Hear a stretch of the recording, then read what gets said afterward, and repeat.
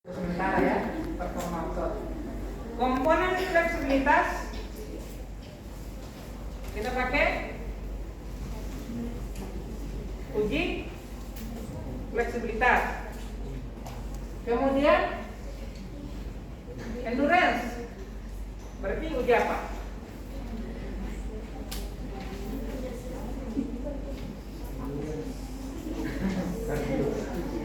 Uji kardio.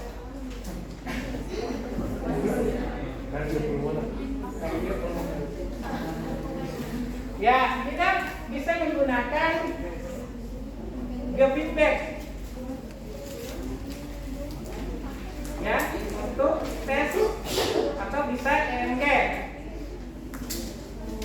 Ya, karena alatnya tidak ada, ya kita nggak bisa praktekkan. Ya, selamat lagi, nggak usah praktekkan.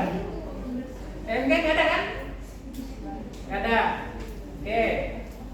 Terus kalau tidak ada, berarti informasi apa yang kita bisa dapat?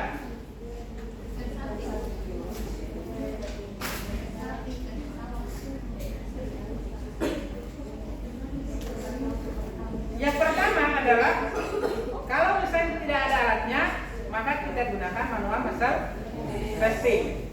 Dalam hal ini grup ototnya yang kita mau nilai. Yang pertama adalah informasi yang terkait dengan power upper extremity-nya, apakah ada yang terganggu atau tidak. Ya. Kalau murni paraplegic atau misalnya lower, maka biasanya ini masih bagus. Akan tetapi kalau dia lumbar 1, lumbar 2 bisa terjadi distribusi ini parah, ini ada tapi sedikit. Ya. Tapi kalau misalnya lumbar 2 ke bawah, biasanya yang dominan adalah ini. Oke? Oleh karena itu, muscle testing yang kita lakukan adalah muscle testing yang berbasis pada kekuatan otot di atas atau nah, tujuan kita selain untuk mengetes atau informasi untuk mengetes kekuatan ototnya sendiri, sekalian juga kita mau mempersiapkan, karena kekuatan otot ini adalah modal untuk dia bisa mandiri. Ketika dia transfer, ketika dia naik pindah ke kursi roda, ketika dia membawa kursi roda dan seterusnya, yang digunakan adalah, yang diberdayakan adalah otot-otot ini. Oke? Jadi power otot ini penting kita analisa, dan setelah itu dipikirkan, bukan lagi berbicara tentang rehab. Kalau dia normal di sini, berarti bukan lagi berbicara tentang rehab. Ingat kembali konsep RAM kemarin? Ya, adaptasi. Masuk ke adaptasi, artinya bagaimana kita meningkatkan power ini dalam rangka meningkatkan dia punya aktivitasnya, fungsionalnya, kemudian partisipasinya dan seterusnya.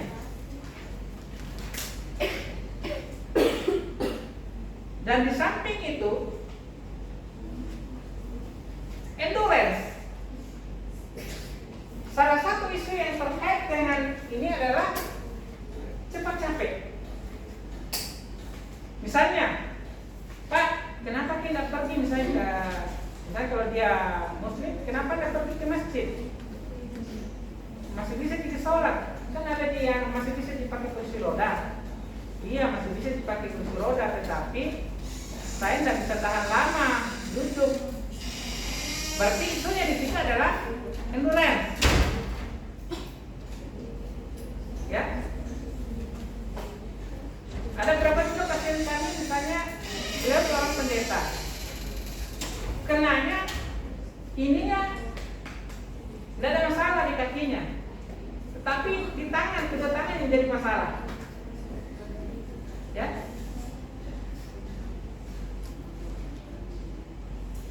Ya artinya beliau masih bisa pergi ke gereja, akan tetapi saya kalau duduk lama justru nggak bisa. Apalagi kalau misalnya saya kan pikiran tidak ada masalah. Ya. Hanya saja tangan tidak bisa, misalnya dia bisa berdiri. Naik motor harus dibonceng.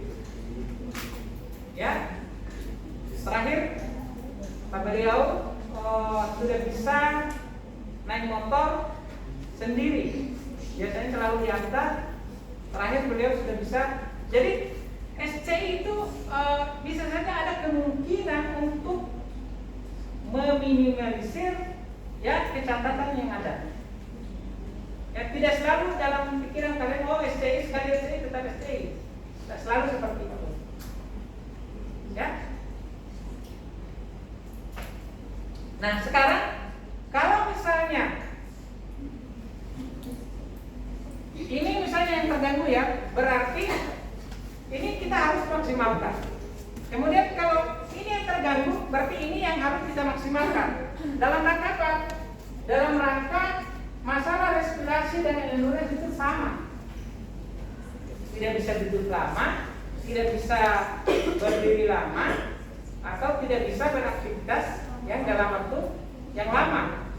Oleh karena itu, apa yang kita lakukan? Apa yang fisioterapi lakukan? Yang fisioterapi lakukan adalah membangun power, membangun endurance. Jadi kadang-kadang coba ambil beban di situ yang 10 kilo.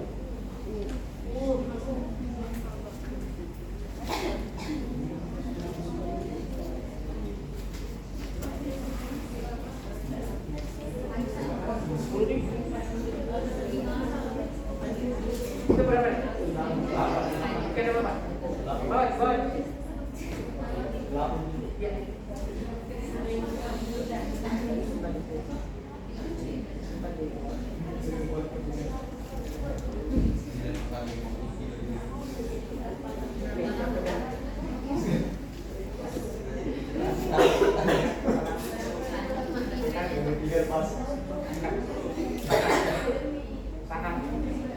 Tahan. Oke.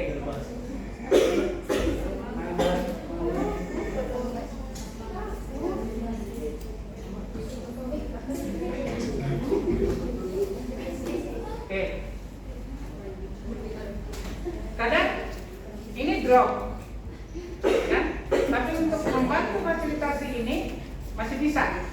Berarti bisa dibantu satu orang di sini.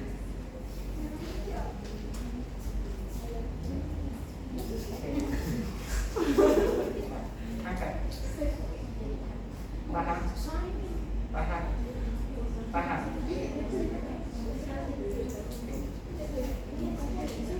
Tahan, saya lama mungkin.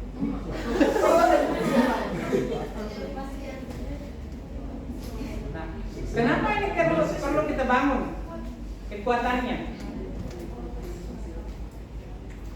Pertama, ya, kita mengaktifkan miokin yang ada di otot skelet. Oke, kita mengaktifkan miokin yang ada di otot skelet. Karena sekali lagi ya, hilangnya kemampuan otot untuk menghasilkan tenaga, sensasi, hingga kemampuan untuk mengontrol usus dan kantong kemih.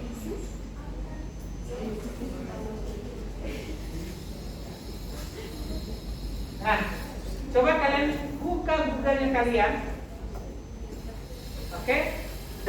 Apa pengaruh dari miokin terhadap kontrol ususnya orang atau terhadap kantong kemih?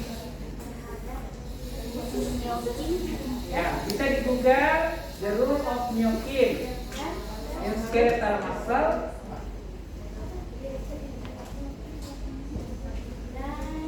Kalau mau gampang, bisa langsung cari gambarnya.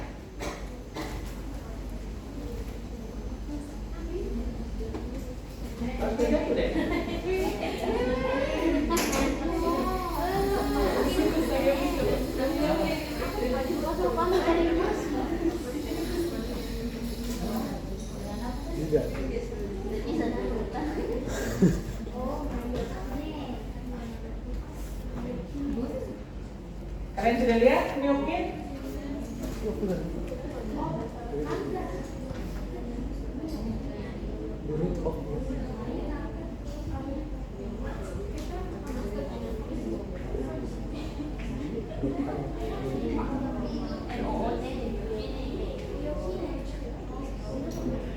Dan bagaimana apa perannya mungkin? Sudah dapat gambarnya? Nomor urut absen 30. Ada? 30. Fatimah. Oh ini. Oke, coba berdiri dah. Oke.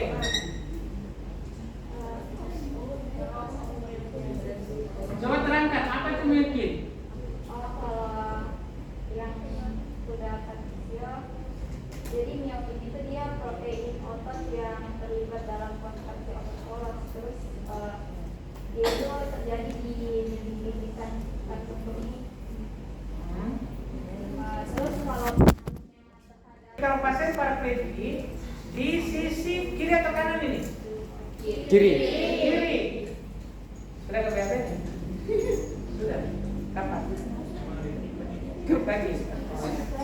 Jadi biasanya orang yang STI biasanya di sini ngeras, ya. Kadang-kadang 1 minggu BAB-nya tidak keluar, ya. Dikasih glukolat biasanya tidak efektif. Oleh karena itu bisa kita bantu dengan salah satunya massage, dan yang paling efektif adalah exercise. Kenapa exercise? Karena dia menstimulasi pergerakan peristaltik yang ada, baik itu di usus halus maupun pergerakan-pergerakan untuk meningkatkan refleks defekasi.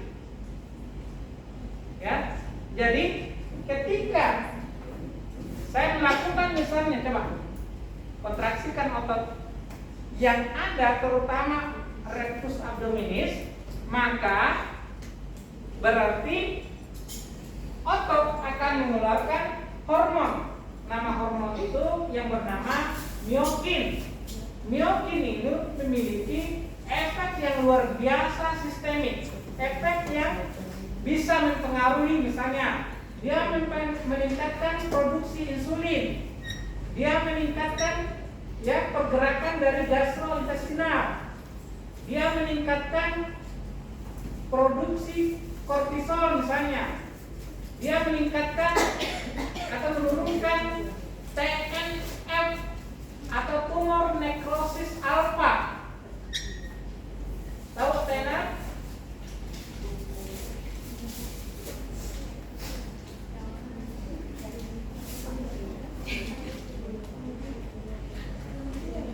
Kemudian dia meningkatkan interleukin 10 dan meningkatkan interleukin LNA atau 1RA, ya. Nah, coba nomor urut 15. Dan nomor 15? Ada nomor 15? Oh ya. Coba identifikasi. Interleukin 10 sama interleukin 1RA itu masuk proinflamasi atau antiinflamasi?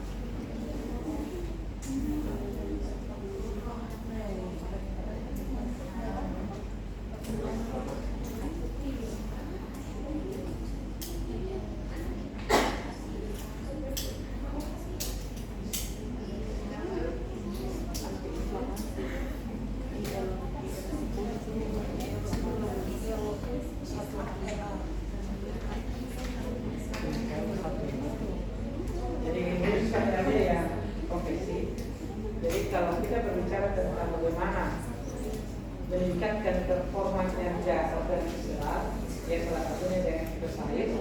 Kenapa exercise? Karena ini. Ya.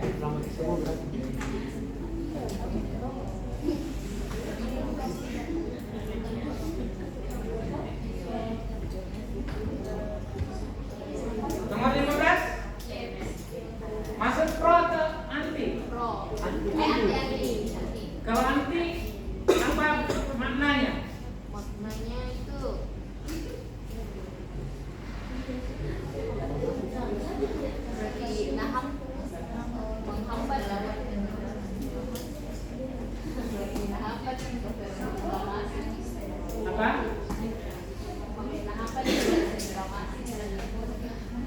Gimana?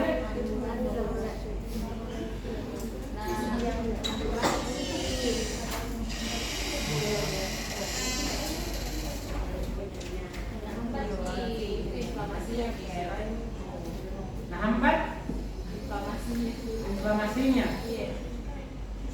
Pertanyaan saya, kalau ada injury atau ada cedera, apapun cederanya, yang mana duluan? Sitokin proinflamasi atau sitokin antiinflamasi? Pro. Kenapa?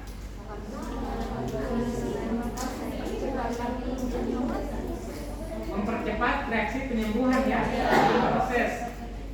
Tapi kalau misalnya pada orang SCI, ya,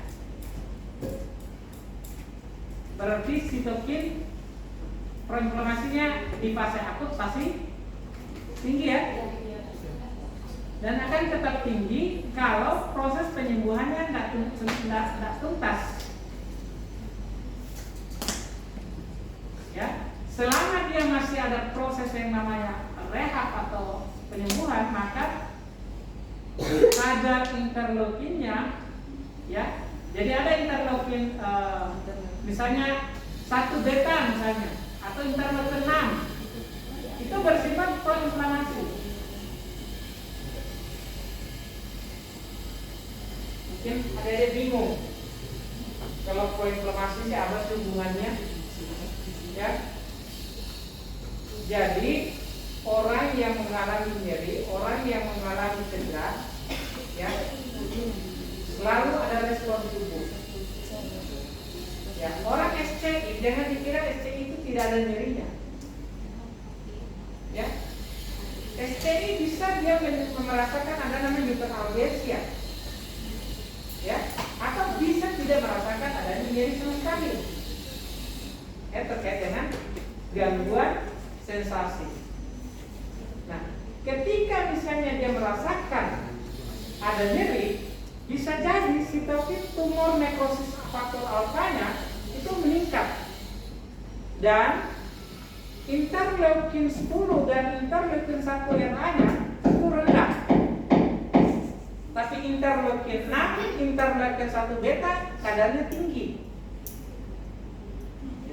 Artinya di sini, ketika seseorang melakukan exercise atau mengkontraksikan ototnya, maka tujuannya, kata kuncinya adalah homeostasi, ya, menuju ke sitokin yang dalam kadar yang seimbang, ya. Itu dulu yang dipahami dulu. Nah, di samping itu, terjadinya gangguan pada SCI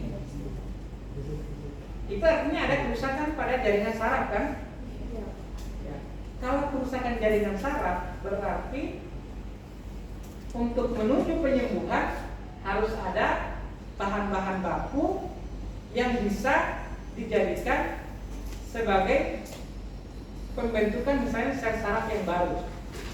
Apa kemarin bahan bakunya untuk pembentukan sel saraf baru? Apa? Itu ada di atas.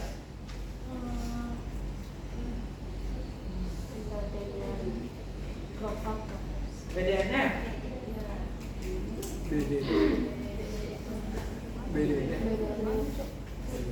BDN-nya? Artinya apa? Dia membantu dimanapun kadar kerusakannya, dimana apakah di spinal cord atau artinya kalau kerusakan saraf, dia pasti butuh bahan baku untuk terjadinya penyembuhan atau pembentukan sel saraf baru, yaitu BDNF, brain derived factor. Itu bahan bakunya. Dan salah satu cara untuk meningkatkan bahan baku itu adalah dengan mengkontraksikan, dalam arti kata exercise, aktivitas fisik, dan seterusnya. Jadi ketika kita lakukan gerakan-gerakan seperti ini, ada efek sistemik yang akan terjadi pada pasien. Ya, tidak hanya sekedar menguatkan. Mungkin dalam pikiran kalian misalnya, oh saya kontraksikan ini untuk melatih kekuatan otot karena dia terjadi penurunan kekuatan otot. Ada efek lain yang sifatnya sistemik yang akan dihasilkan ketika dilakukan suatu kontraksi otot, yaitu otot rangka berkontraksi, miokin atau hormon yang ada di otot akan terlepas, yang akan memberikan efek pembentukan misalnya sel baru, pembentukan ya tulang yang baru, kemudian terjadi lipolisis, menurunkan berat badan, terjadi pembentukan BDNF untuk dalam rangka pembentukan sel saraf baru, memperbaiki misalnya dan seterusnya, adrenal, memperbaiki ya yang di bawah kadar tumor nekrosis alfa dan seterusnya. Jadi ada efek. Nah, kembali lagi ke SCI. SCI ketika terjadi maka terjadi kerusakan pada sel sarafnya. Oke? Dan ketika itu terjadi maka dia butuh latihan-latihan yang bisa mengcounter kerusakan itu dan mengcounter atau melawan komplikasi-komplikasi yang ada, ya, dan membantu dalam rangka proses rehab pemulihannya. Karena ingat salah satu makna dari exercise ini adalah meningkatkan fungsi pemulihan pasca cedera dan seterusnya.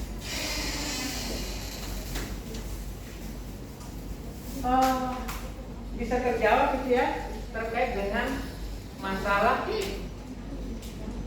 penurunan tadi perkemihan maupun gastrointestinal tadi.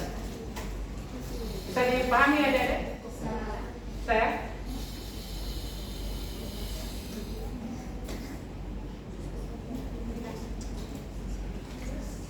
lanjut, coba lanjut. Lanjut, ya. Coba kalian lihat.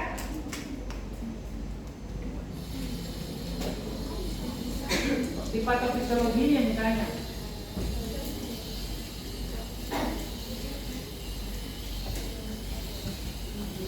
Coba di kata kunci di situ ada inflamasi, ada edema.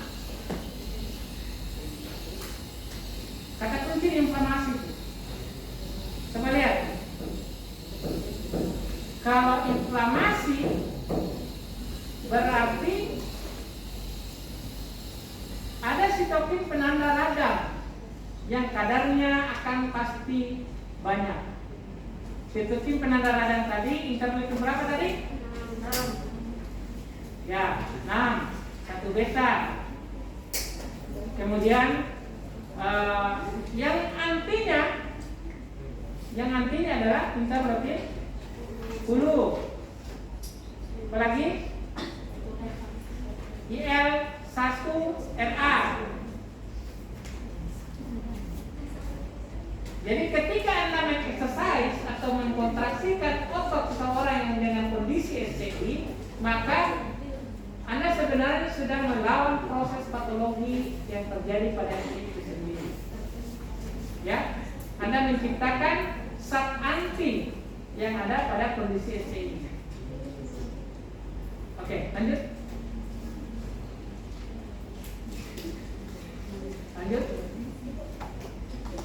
Ya.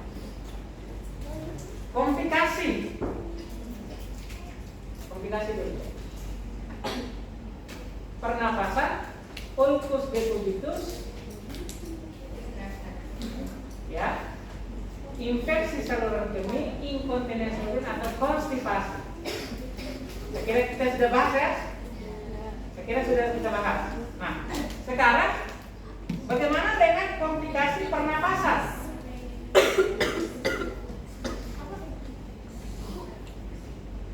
Komplikasi pernapasan berarti kita harus menilai kembali ya, patron pernapasannya, kemudian kemampuan ekspirasi dan inspirasinya, dan setelah itu baru kita ajarkan pola-pola atau stimulasi, misalnya stimulasi pada diafragma atau organ-organ pernapasannya.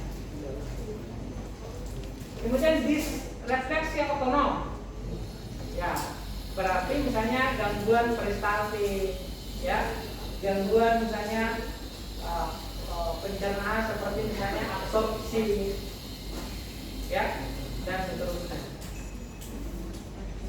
Infeksi saluran kemih, inkontinensi urin, ya, oke. Oke, lanjut. Pemeriksaan dan penanganan. Lanjut. Ya.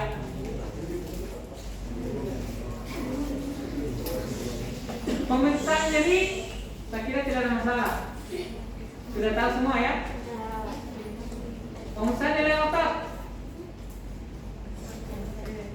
Pemeriksaan koordinasi.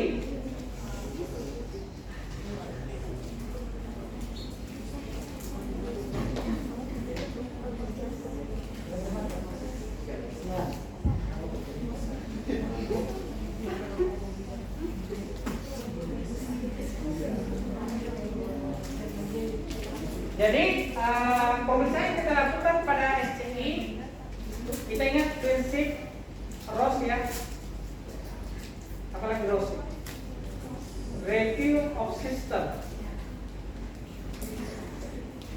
Berarti kalau tadi sistem muskuloskeletal masuk di pemeriksaan kekuatan otot, LGS, ya.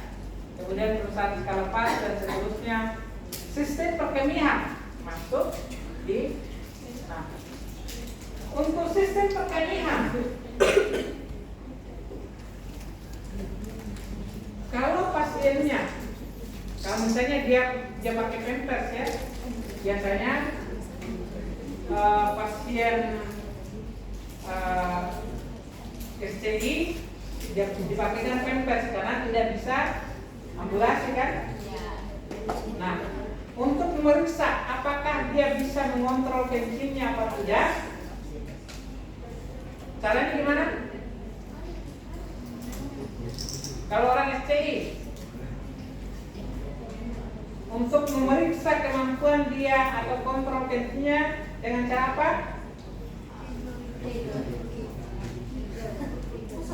Itu memeriksa atau latihan? Kalau orang normal, untuk memeriksa kemampuan atau power dari otot misalnya sphincter alinya, caranya gimana? Itu. Ya, yang bisa menahan kencing. Bagaimana caranya ditahu bahwa dia bisa tahan kencing atau tidak?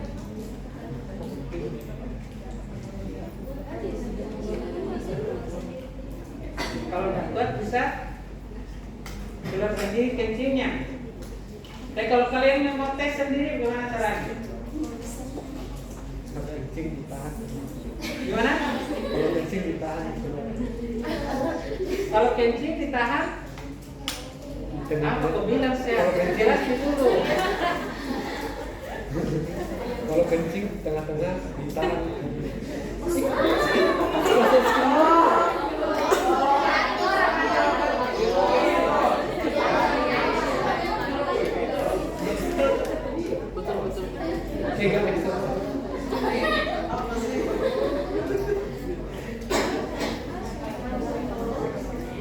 Jadi kalian nanti kalau pulang ya, kalau untuk melihat kalian punya otot sphincternya kuat atau tidak, pada saat deras-derasnya kencing kalian langsung tahan.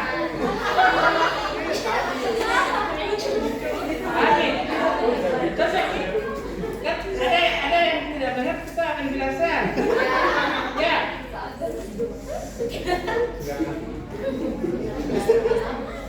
Kalian ini teman yang mau mengerti, dan ini bagus temanmu kan? Itu satu. Jadi pada saat deras-derasnya kencingnya,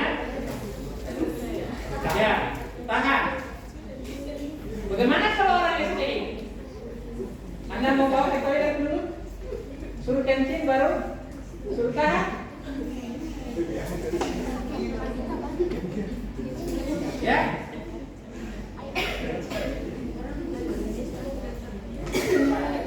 Biasanya minum air berapa?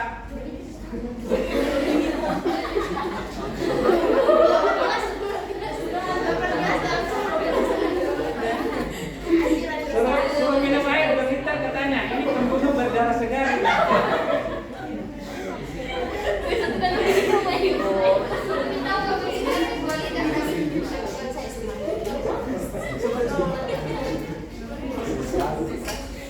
Jadi kalau air ini ada tempatnya kan, suruh minum dulu sebanyak-banyaknya yang dia bisa. Setelah itu, kalau dia sudah mau rasa ada kencingnya, coba ditahan. Ya, dia rasakan. Kita rasa Ci. Ke satu, misalnya ya, kita rasa Ci Pak. Iya rasa Ci. Sekarang coba lagi kencang atau udah lagi deras? Saya tidak tahu nih, sedikit digapang. Misalnya, berarti sensasinya. Ya. Dan kalau ada kateternya, bisa kita nilai. Pasang kateter, bukan kalian yang pasang ya.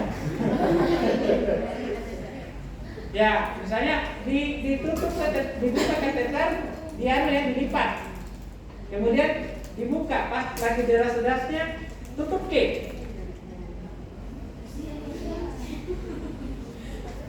Kalau dia bisa ditahan di situ, artinya tidak ada kayak semacam tekanan di situ yang meningkat, ya berarti relatif dia bisa menahan kencingnya.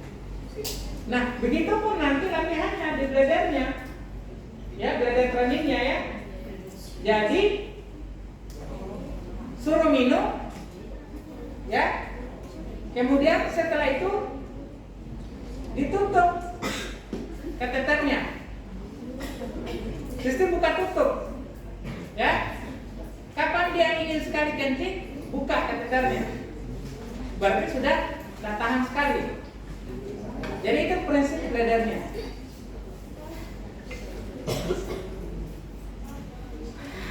Kemudian pemeriksaan koordinasi. Saya kira kalian sudah tahu semua nih koordinasi. Berarti yang kita nilai koordinasi di tangan maupun di kaki. Kalau di kaki, biasanya ya dia ada yang bisa ya. Kalau yang paraparese ya, kalau paraparese biasanya masih bisa dia coba angkat ya. Oke, angkat, kemudian seperti ini. Coba angkat. Oke, normal kan? Oke, sekarang tapi kalau orang paraplegia biasanya tidak dia mampu angkat. Dia bisa angkat tetapi tidak terarah. Ya. Jadi yang dimaksud dengan pemeriksaan koordinasi di sini adalah dia menghasilkan gerakan yang bertujuan. Misalnya, coba bisa nggak sentuh saya punya tangan dengan kaki? Berarti tujuan dari gerakannya itu adalah menyentuh tangan saya, irama pergerakannya dinilai, kemudian cara dia bergerak, kecepatan dan kecepatannya itu adalah komponen koordinasi. Paham ya? Oke, sekarang dengan tangan misalnya. Berarti seperti biasa. Ya? Apa yang kita lakukan? Pinjam ke mouse dan sudah kalau kalian sudah hafal maksudnya ya? Oke. Jadi kalau di kaki koordinasi saya kira sudah jelas. Kemudian pemeriksaan keseimbangan. Nah, ini yang akan kita praktekkan. Pemeriksaan keseimbangan. Keseimbangan mencakup keseimbangan pada saat seorang itu ya dalam posisi tidur, dalam posisi duduk, dan dalam posisi berdiri, serta dalam posisi keseimbangan dinamis. Oke? Keseimbangan dalam posisi duduk, tidur. Maka misalnya mempertahankan posisi ini. Ya, karena dia tidak ada power, ya biasa saja bisa saja jatuh ke sana, ya, ataupun jatuh ke sini, atau tidak mampu mempertahankan posisinya seperti ini. Tapi karena dia ada ada kekuatan otot yang normal, dia mampu melakukan dengan seperti ini. Kemudian perusahaan kita tingkatkan dengan keseimbangan yang sifatnya terangkat pantat, kemudian tahan. Dia bisa nggak pertahankan? Biasanya orang dengan SCI, terutama fase akut, atau orang dengan gangguan neurologis pasti terganggu keseimbangan, baik itu keseimbangan dalam posisi seperti ini. Kemudian pemeriksaan keseimbangan yang lain adalah pemeriksaan dengan keseimbangan pada saat dia duduk. Coba bangun. Oke, tegak. Orang SCI tergantung ya. Ada yang kalau dia sudah terlatih, otot core sudah bagus, keseimbangan seperti ini sudah bagus. Tapi ada juga duduk pun masih lunglai. Artinya dia cenderung dia bungkuk seperti ini. Ya. Dia cenderung bungkuk begini, kemudian cenderung dia akan mencari bantuan atau ya. Jadi pemeriksaan ini bisa kita kategorikan sebagai pemeriksaan, bisa juga sebagai latihannya. Bagaimana memfasilitasi kalau dalam posisi seperti ini dia tidak seimbang? Maka itu misalnya salah satunya dengan stimulasi taktil yang ada di belakang. Ya, gerakan pelvic ke anterior, rotasi, dan pelvic ke posterior dan seterusnya. Caranya coba naik deh. Ragakan. Pelvic ke anterior. Oh malu, maksudnya bukti kan?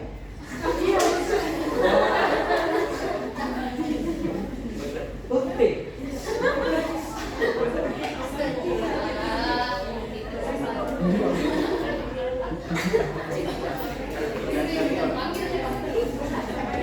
Saya ke bahasa Arab, nanti kalau kau yang bisa bahasa Arab ya, saya ragukan untuk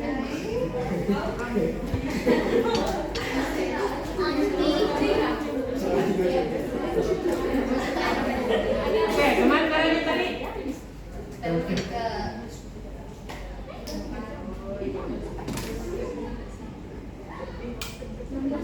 Oke, semua peragakan departemennya.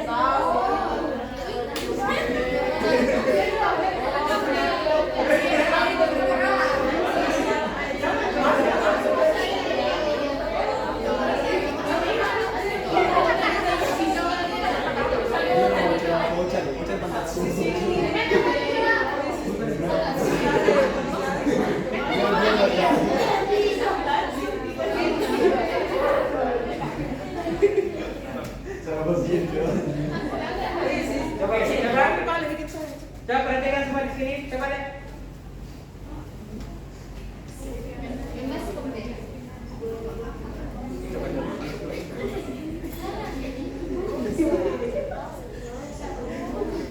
Oke, Anda lihat? Ya maklum lah, baru semester berapa? 4 ya? Wajar lah. Jadi menstimulasi pergerakan pelvis bisa dalam keadaan kadang-kadang tidak mungkin kita kondisikan semua pasien harus di bed. Ya, bisa jadi pasien tertentu dia berada di bawah melantai karena nggak bisa bangun. Oleh karena itu orang paraplegik yang mengalami gangguan misalnya keseimbangan, ya kalau dan kita pernah kata. Oke. Ya, hal pertama yang harus Anda lakukan dan Anda harus perhatikan adalah posisi kepala. Kata kuncinya kontrol kepala. Ya. Oke, untuk kontrol kepala ya bisa dengan komando ya, misalnya lihat ke depan. Lihat ke depan. Nah, misalnya pada cowoknya ke depan atau kami lihat ke depannya ganteng itu apa sambil ditepuk-tepuk ya. Berikan stimulasi taktil di sekitar ini. Jadi yang kita bangun adalah mulai dari kranial ke kaudalnya. Nggak langsung kita misalnya kalau terganggu di sini, oh langsung begini. Pak, perhatikan dulu leher kepalanya. Berarti kranialnya dulu. Kenapa? Karena itu adalah fondasi. Kenapa? Orang pertama kali atau baby atau bayi pada saat kita tumbuh kembang, apa yang pertama dulu yang pertama yang mengontrol atau gerakannya? Apa? Kepala dulu. Ya. Ya. Berarti di bulan keberapa orang bisa kontrol kepala kalau baby? Oke? Ketiga ya? Bisa duduk orang ke bulan berapa? Bulan 6. Duduk. Berarti nggak langsung kita langsung ya kesimpangan ini. Tapi hal pertama yang kalian harus perhatikan adalah kontrol kepalanya dulu. Dengan cara misalnya ya untuk kontrol kepala bisa dengan instruksi verbal.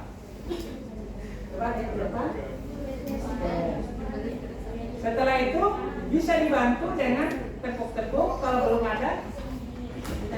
Kalau tidak ada respon sama sekali, baru ya dorong bahunya ke belakang, ya baru ditepuk, baru di ya kencang simulasi saja. Ya, coba deh. Tidak apa kalau dia anak-anak atau bayi, tapi diperlukan kan maksudnya itu sentuhan taktil.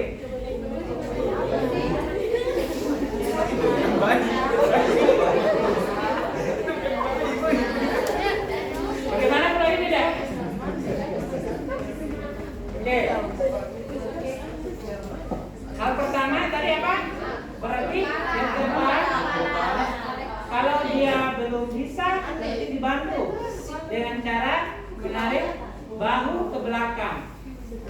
Setelah itu, ya bisa juga kita menggunakan kaki kita, atau bisa juga kita menggunakan ini kemudian tarik. Oke, kemudian berikan sedikit aproksimasi.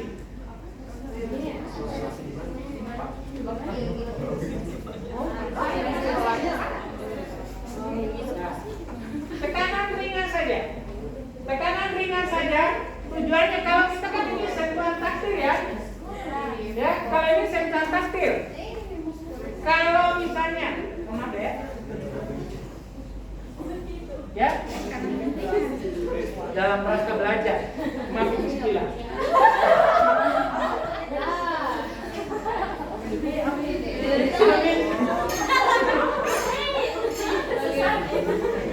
Orang itu Arab bilang amin. Oke ya, berarti mulai dari kepala dulu. Setelah itu, punggung sepanjang punggung ini penuh dengan reseptor terutama taktil.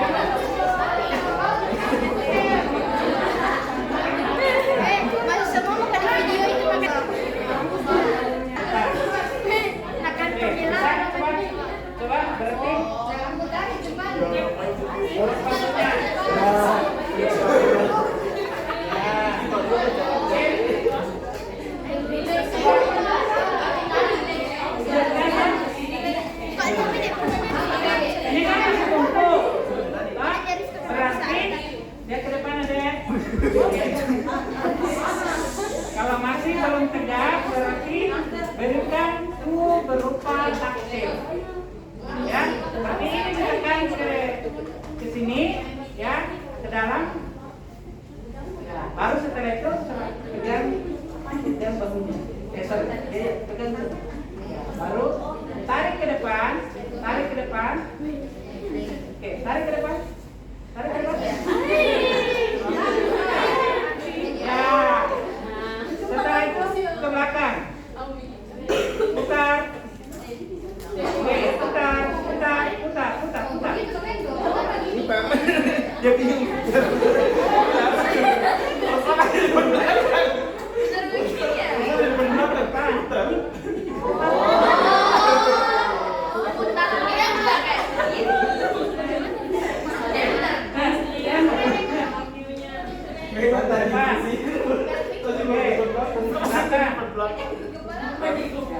Lagi. Oke, baru mutar. Ya, mutar. Oke, jadi input sensorisnya, konseptifnya, taktilnya kita lakukan bersamaan dan visualnya kita lakukan juga dengan